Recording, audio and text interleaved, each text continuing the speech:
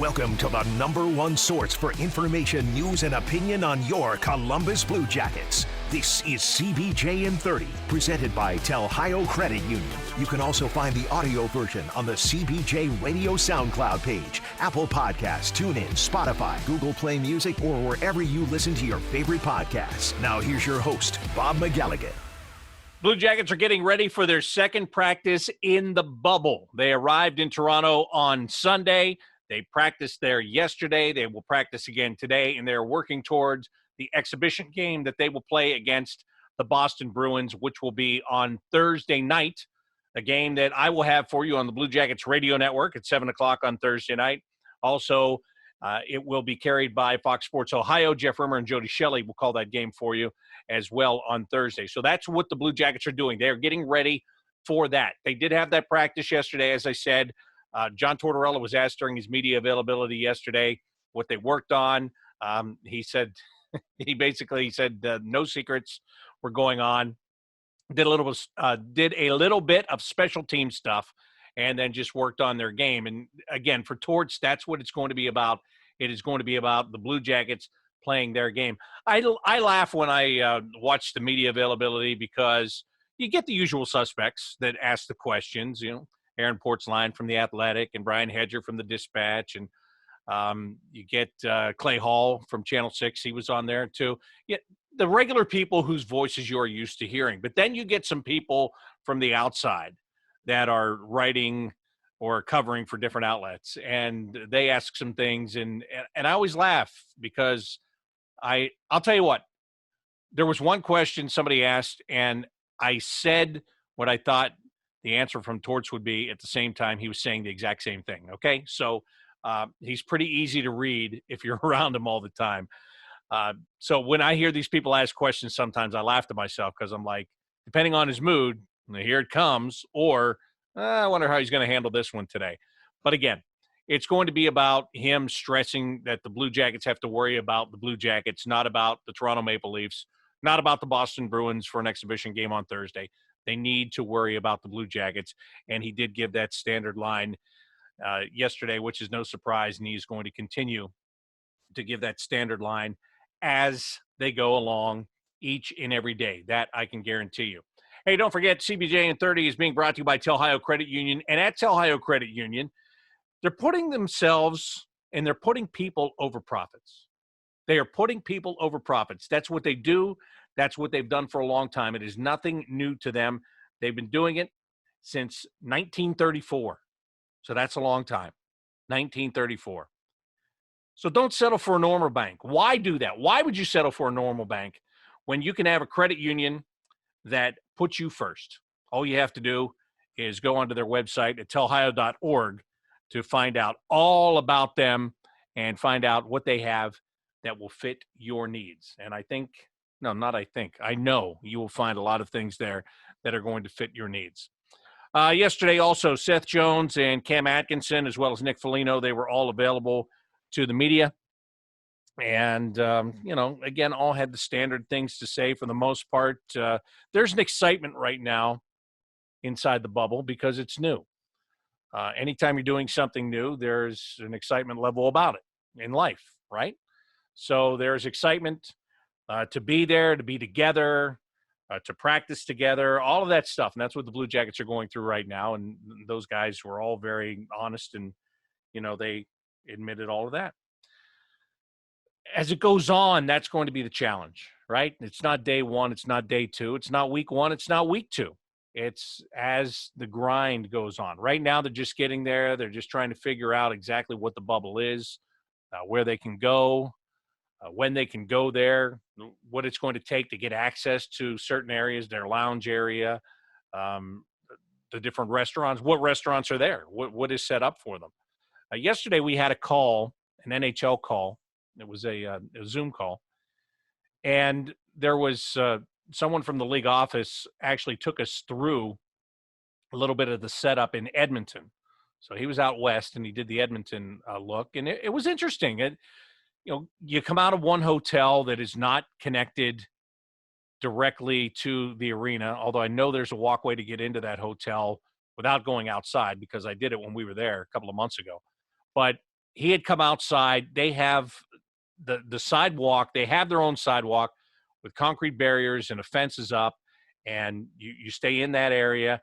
When you get to the street corner and the light is red, there's a gate. The light turns green. The gate opens. You walk across the street, enter another gate, which closes behind you, and then you make your way over toward the rink. It was really interesting just to see, and just seeing as he's walking through with his cell phone and showing you the video of it. So that's what the Blue Jackets players are getting acclimated to right now, just trying to figure out what is what. And again, it's exciting right now because they just got there and they're enjoying themselves. And then they'll enjoy themselves even more if they start to win some games. They'll enjoy themselves in a hurry as soon as they start winning games. No question about that. And they're going to need a lot of contributions. You know, we've talked about this ad nauseum. The Blue Jackets offense throughout the course of the year was not one of the stellar offenses in the National Hockey League. They do struggle at scoring goals at times. Hopefully they're going to catch a Maple Leafs defense that it's not a heralded defense by any means. Hopefully they're going to catch them a little bit flat-footed, and they're going to catch Frederik Andersen a little bit off his game, and they're going to score goals. And you've got to score to win. We all know that. And hopefully they're going to be able to do that early and often. And actually, that leads me to some stats here, which are being brought to you by Franklin University. Franklin makes it possible. I want to talk to you about the assists leaders on this team, and they're led by Pierre-Luc Dubois through the regular season. In the 70 games, he wound up with 31 assists on the year. You know, pretty good. He's your top-line centerman. He can score, but he can dish the puck too. So he was dishing the puck. He was getting the job done. He was second, or he was ahead of that list, ahead of Gus Nyquist, who was second on the list. That's what I'm trying to get out of my mouth here. He had 27 assists. Seth Jones checked in with 24. You know, Seth was, at points during this season, he wasn't the offensive prowess that he has been in the past. And I'm thinking about that now because I remember thinking, boy, Seth he's not scoring as much as normal. He's not putting up the points normal. Yeah, he did a pretty good job, actually. And don't forget, he didn't even get to those 70 games, but he wound up with 24 assists to be third on the list. Zach Werenski behind him with 21. He and Nick Foligno were actually tied with 21 assists. And then rounding out the top five, Alexander Wenberg had 17. Guy that is much maligned when it comes to, everybody wants to see him score more. Everybody wants to see him with more goals. He did have the 17 assists, and hopefully that's a number that he'll build upon as the Blue Jackets start to play. So let's get a little bit more in depth with that as we get to today's interview, which is being brought to you by the Columbus Dispatch.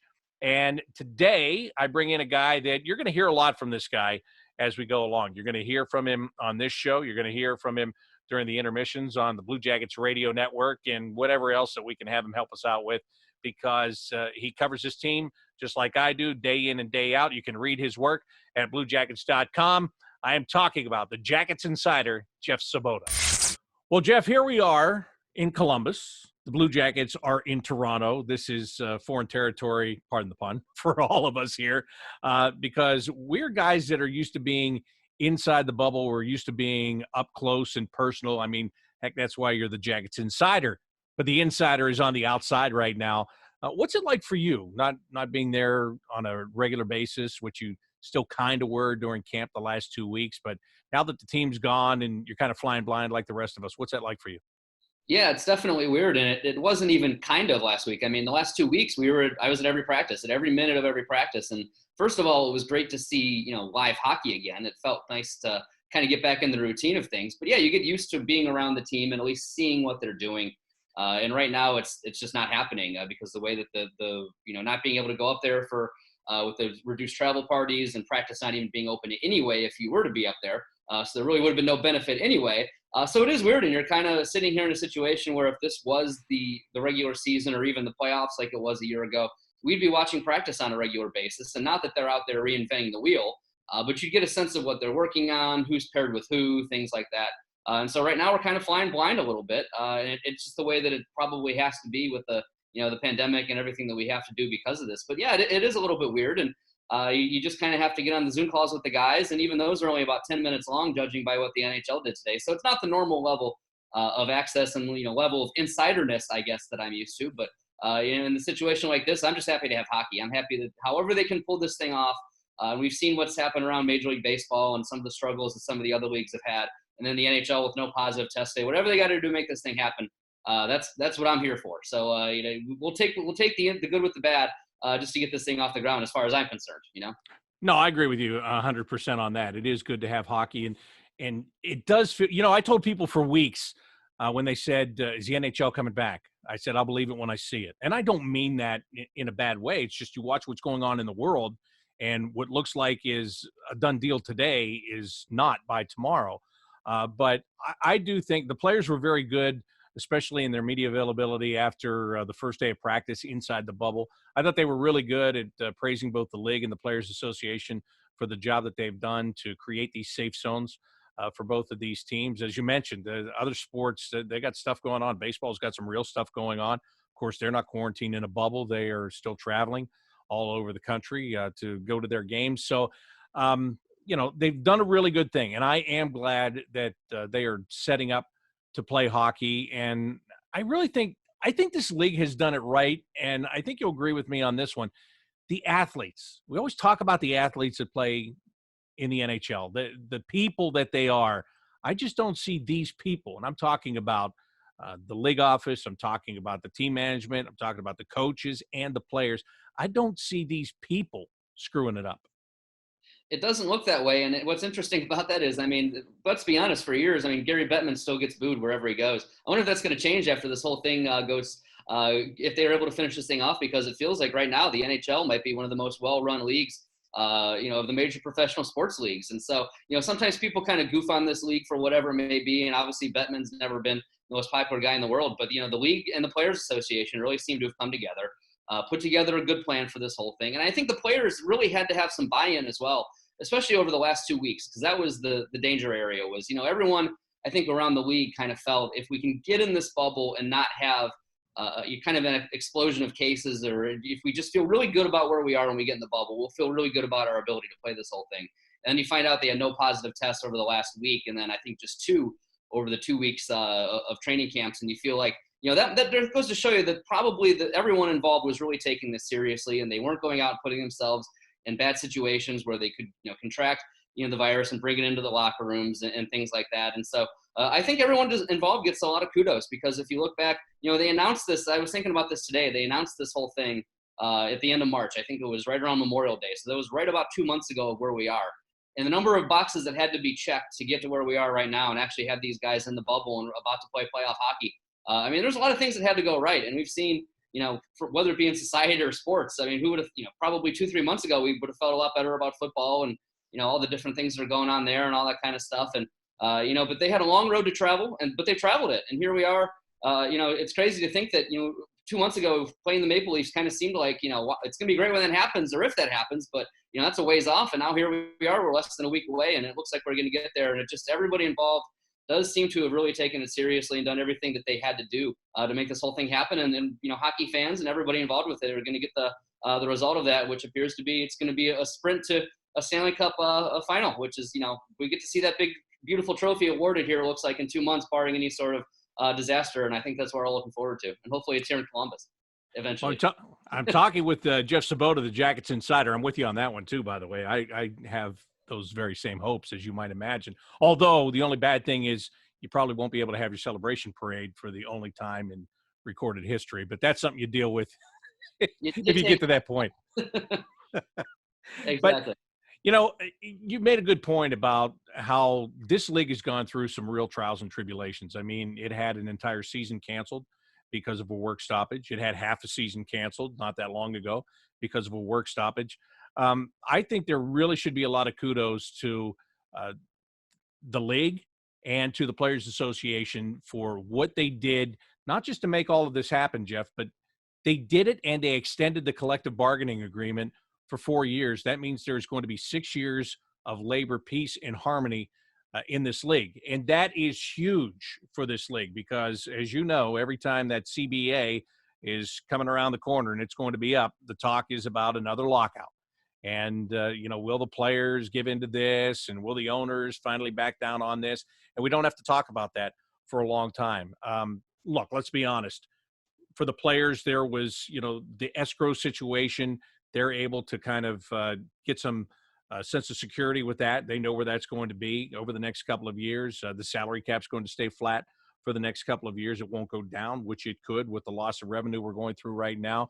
They had some reasons to sign, but I really give both sides credit because where there needed to be give and take, there was enough give and take to get this done. And I think in the long run, when all this stuff is behind us, whenever that is, and I hope it's soon, but when all of this stuff is behind us and we're just getting back to regular business in the National Hockey League, that's what's really going to stand out for the next half dozen years.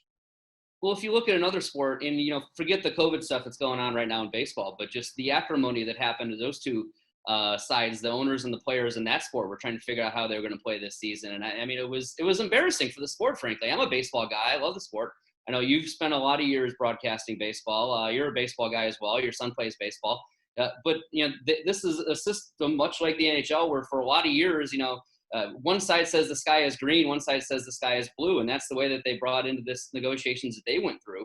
And you look at the NHL and, a word that we don't really use a whole lot anymore in society, frankly, is compromise. But with the NHL, these two sides compromised. They looked at what was out there. They looked at the landscape. Players looked at the reality of what the NHL revenue situation was going to be the next couple of years and took that flat salary cap, which could not have been easy. But owners, on the other hand, also, gave away a fair number of concessions in the swing with the escrow and just with the little revenue situation that they're going to be in. Both sides kind of realized that, neither side was really out to get each other in this situation. They didn't go the MLB route. There wasn't, public haranguing and public dialogue and public negativity that really turned off a lot of people to the sport of baseball. But with hockey, they just, they put their heads down. They hammered it out. They got it figured out. It's going to be great for the sport over the next 6 years. And I think, the sport now really has a lot of momentum going forward. From an executive standpoint, business is what ruins sports. Fans don't care about all this kind of stuff. They just want to see the athletes out there on the ice. But business is so often in so many of the major sports led to so many negative things.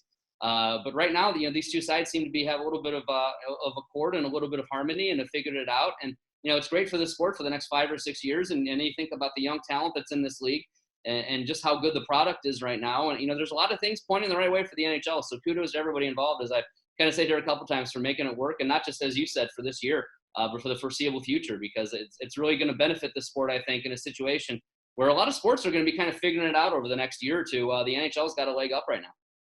All right, one more thing I want to ask you on this subject before we get back to the Blue Jackets and the team and the way they're set up with their lines and stuff, heading into an exhibition game against the Boston Bruins on Thursday night.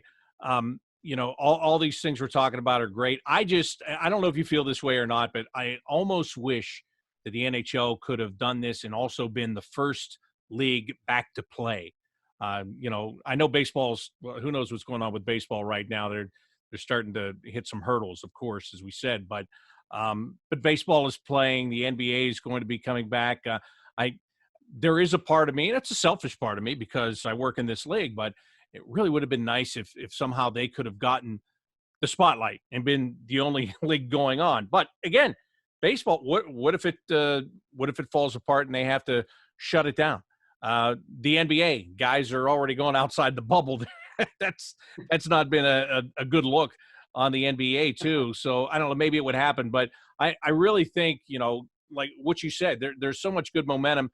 I really wish that, more people would be kind of, get a chance to watch it. And sometimes you can funnel people to that when there's nothing else going on. You can certainly funnel them toward it, no question, because I think, especially with this tournament, the way it's set up, with the way they're going to make it for TV, I think you got a chance, so you get some eyes on it, that you can attract some new fans. Yeah, I think it's going to be a wild tournament as well. I think, just with everybody with the time off, everybody's kind of back at square one.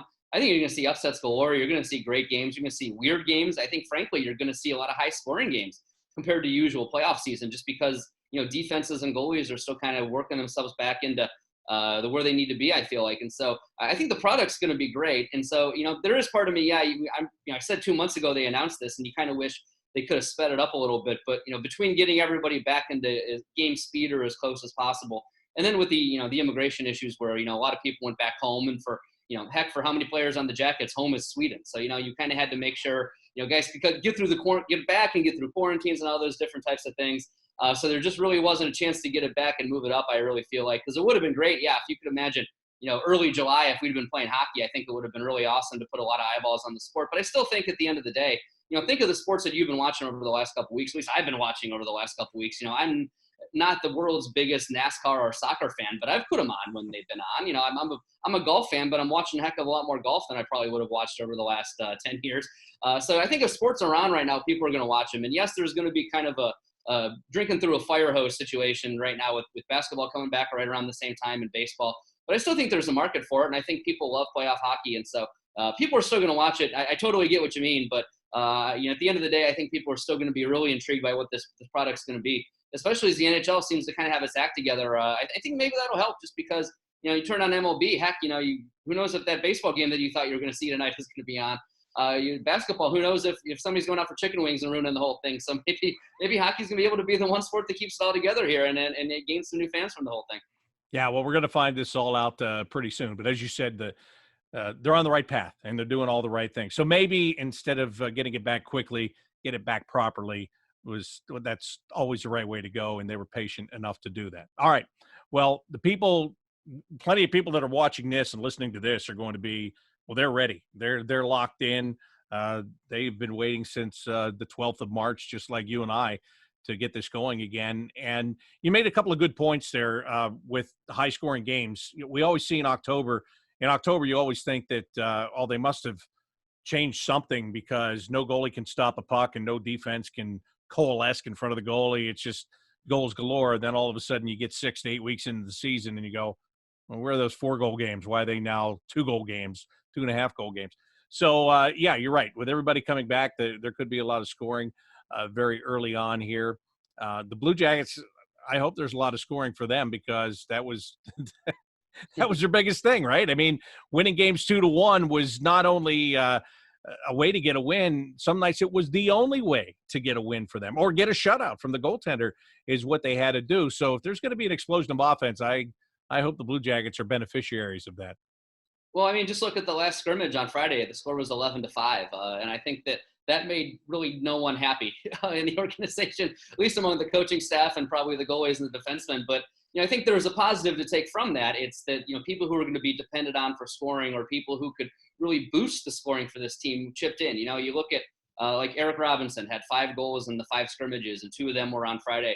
If you can get some goals from Eric Robinson, you feel pretty good about this team's going to be able to score some goals. Nick Foligno had 2 goals, including some really nice finishes on Friday. If Nick is chipping into the offense a little bit more than he did throughout this regular season, that's a really good sign. So you can kind of go up and down the list. Alexander Texier had a hat trick on Friday and kind of started to look like the Alexander Texier that he was looking like before he got hurt, before the break, where the puck was on his stick in the right spot a lot of the times. And so, if that's any indication, that's probably a good sign for the Blue Jackets. And so, any scrimmage, it's a zero-sum game. You can take the good or you can take the bad. And I think the good you take out of that is that, maybe a couple guys are feeling pretty good about their scoring, and maybe they'll keep that going here into the playoffs. But I just feel like there's so much scrambling and so much just, defensive reads. And I think defense is a little bit harder to do than offense. It's like the opposite of baseball, where the pitching is ahead of the hitting usually at the start of the year. I think, like you said, the offense is ahead of the defense right now. And so I think that can really, be the kind of thing that can turn this whole tournament on its head, at least through the first, couple rounds. And obviously Toronto's got some guys that can score, so maybe that benefits them. But at the same time, if you're a Blue Jackets team that didn't score much this year and you've got some hot sticks, then that could go your way. So we're all spitballing right now. Nobody really has any way or any idea of how this thing's going to turn out. But at least, some pucks were going in the net the other day for the Jackets, and that's probably a good sign if you want to look at it that way. Alexander Texier, I'm glad you bring him up because I just said to my son yesterday, he was talking about him, and I said, you know what? Watching him in the scrimmage on Friday, I forgot how good he is. And I don't mean that as a slight to him. First of all, it's a really small sample size, right? We just saw him in the last 2 regular season games last year. We saw him play in the playoffs, and he did a very good job. This year he got hurt so early and was out for so long. I just kind of forgot how much he can bring to the table. But, he was playing with Alexander Wenberg and Emil Bemstrom, and that's the best I've seen Emil Bemstrom look ever in a Blue Jackets uniform, what he did in that scrimmage on Friday. And maybe that's a great sign, because that's a line that I think maybe if you were to list them right now, that would be number 3 out of 4 on the depth chart. But for goodness sakes, if those guys are going to get around the net and put the puck in the net, they're going to get a lot of ice time. Yeah, I would say so. And, that might not necessarily be a line that would play well against Boston, but I think that's a line that could play well against Toronto just because Toronto's going to play a bit of a wide open game. And I think those are players that play well in open ice. And, certainly, there are some guys that can score when things are going well. And I totally agree with you on Texier. I watched is a lot of the replays were going on here over the last couple months obviously nothing really else to put on. Watching those last couple month of games that Texier played before he got hurt, I think you could really see him coming on. And even when I went back and watched the playoff games from last year, in that series against Tampa Bay, Texier was a great player. I mean, he was, for a rookie especially, he had a lot of poise with the puck on his stick. He's a little bit of a sandpaper to his game. It can be hard to play against. And he put the puck in the net as well when he had to against the Lightning. And so, I think that happened last year, and we thought he was going to come in and score 20 goals and have 50 points. And, everything that, that his kind of resume showed was he's going to be a really big offensive point producer. But he was still 20 years old, and when he didn't immediately kind of, have a great start to a season, you kind of thought, is this guy ready? But then you looked at the last 13 games he played, he had 9 points. And so, that's basically probably right, trying to do the math in my head, right around a 50-point pace. And so, I think he started to kind of get that back to his game. And, if he's got that confidence that he showed in these last couple scrimmages, that's another guy where if you look at this team and just how young they are too, still the youngest team in the league. And, we've been saying that for years now. But, guys like Texier got better as the year went on. Bemstrom, as you said, got better as the year went on. There's a good chunk of this team is still 20, 21, 22 years old. And they're getting more and more playoff experience. They're getting better the more hockey they play. And, whether it happens in this series or down the road, but still a good sign to see how much ice time these young guys are getting and how they're improving as they get that ice time as well. All right. I cannot let you go without talking about the one area that we haven't talked about, because you and I spend so much time on buses, on planes, in hotels, at dinner, whatever it is. It comes around to goaltending so often, Jeff. So often it does. And I'm just going to ask you. Prepared for our discussions on these things, but we'll see what we can do. I'm just going to ask you the same question I've asked Jean-Luc Grandpierre and Jody Shelley and all that. The goals allowed during scrimmage games, does it matter or not? Can I say yes and no? Yeah. Sure. That why does that not surprise me that you want to take both sides? Well, frankly, I would say it wouldn't matter, but when one of your guys in the competition gives up 11 in a scrimmage, that's not good. I mean, you can sit here and talk about, anytime a goalie doesn't play well, it's usually not all his fault. There's going to be some defensive breakdowns around him. There's going to be some bad luck. But 11 goals is 11 goals. And I mean, if I give up 11 goals in a rec league game, I'm not a happy camper. Or I can only imagine what Elvis felt like. If you give up 11 in a rec league game, I hope you brought 3 sticks. my max is 9. I've given up 9 before. But I tell you what, even in a rec league game, you get to 9 and you're pretty upset. So I can only imagine how Elvis felt in that scrimmage the other day. And so I think he'd had a strong camp pretty much up to that point. But I mean, 11's 11. And it just was not a good day for him. And no matter how you slice it, you can say guys are tired of playing each other. And, there was at the end of camp and legs were sore or whatever it might be. 11's goals is 11 goals. And so, there's a little bit of cause for concern there until we see them, how they bounce back. But I think that's the key to this whole thing is I think we saw, Enos Korpisalo struggle a little bit in some of the scrimmages on Monday and Tuesday. And he came back and bounced back, and I thought had some pretty good practices and scrimmages on Friday and Thursday and Friday. So it's all about how you bounce back. And, obviously we don't really get to see, as we talked about a little bit earlier, what practice looks like right now. But if Elvis bounces back and kind of comes back from that, then it'll be a good sign. So, in the grand scheme of things, I don't think the scrimmages mean a whole lot. But when you get a big number like that, you have to be a little bit like, oh boy, what happened there? But I'm just glad you didn't ask me who I would start, because that's what everybody's asking me. And it's like people who make a lot more money than me get to make that decision. I'll tell you what. Well, so you're not even going to throw it out there? Nothing? I would go with Korpisalo. And I know that doesn't surprise you, but it's just because I would give him the opportunity. And if he looks terrible or if he's shaky, and if he's shaky, he doesn't even get through the first game. That's how short the leash would be. It's a best of 5. You only, you got to win 3. You can't mess around. And so it's going to be a short leash. I think for either guy to be short. Oh, I mean, it's a 2-period leash, frankly, or maybe less than that. If you 2-minute leash with torch, maybe. Yeah, there's no time to dilly dally. If a guy goes out there and is just not getting the job done, they're gonna have to make a change. And we saw that happen with Washington a couple years ago, where they lost the first 2 games and they make a goalie change. And too bad they did that. Yeah, I know exactly. It was rather unfortunate the way that worked out. But you said you'd go with Korpisalo. Honestly, I'd go with Elvis, and I'll give you the 2 reasons for that. One, I think you go with a goalie who has a higher ceiling, just because a goalie can win you a series, and not just a series. A goalie can win you a Stanley Cup, frankly. So I think that you go with a higher ceiling guy, just because if that goalie catches fire, it really gives you a chance to make a run. And I think Elvis is probably that guy.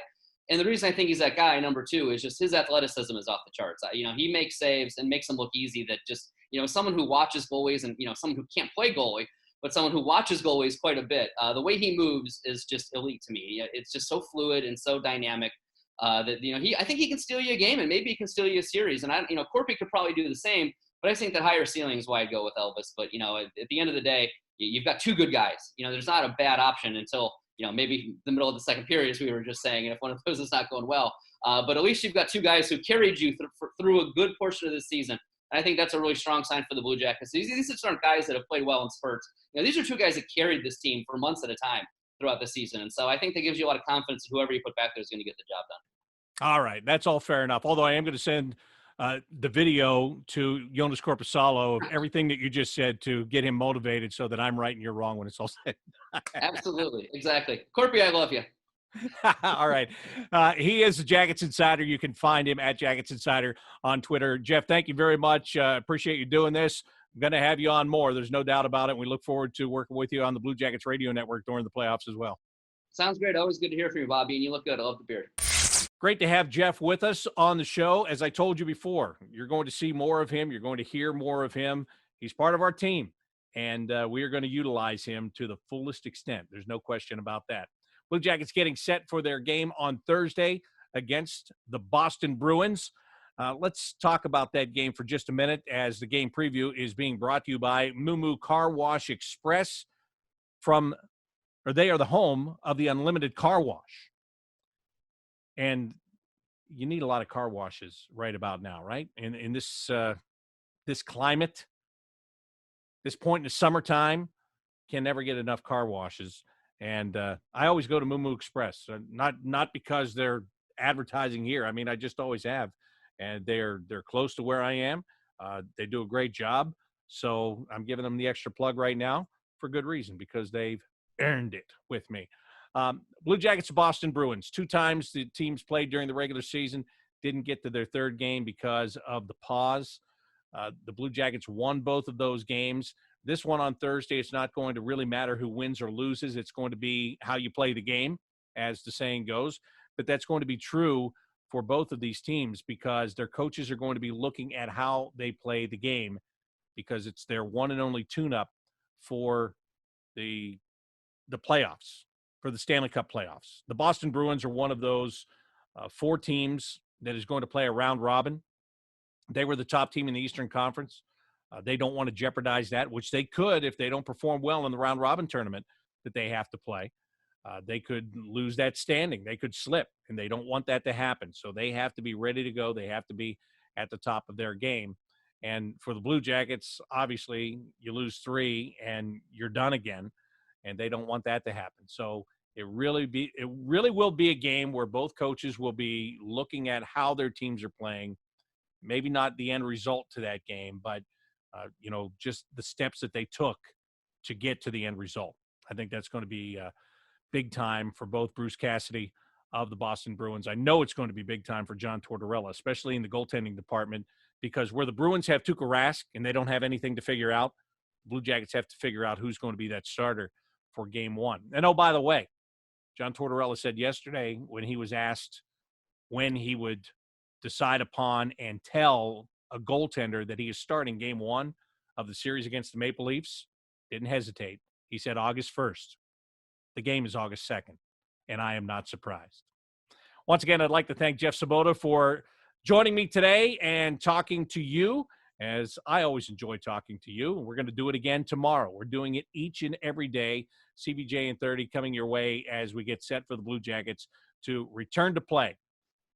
Exhibition game, I almost said preseason. It was close, but it's not a preseason. Exhibition game against Boston, 7 o'clock on Thursday night, 8 o'clock Sunday night. Blue Jackets and the Maple Leafs will get it going. That's going to do it for today's edition of CBJin30, presented by Telhio Credit Union. Until tomorrow, I'm Bob McElligott saying so long.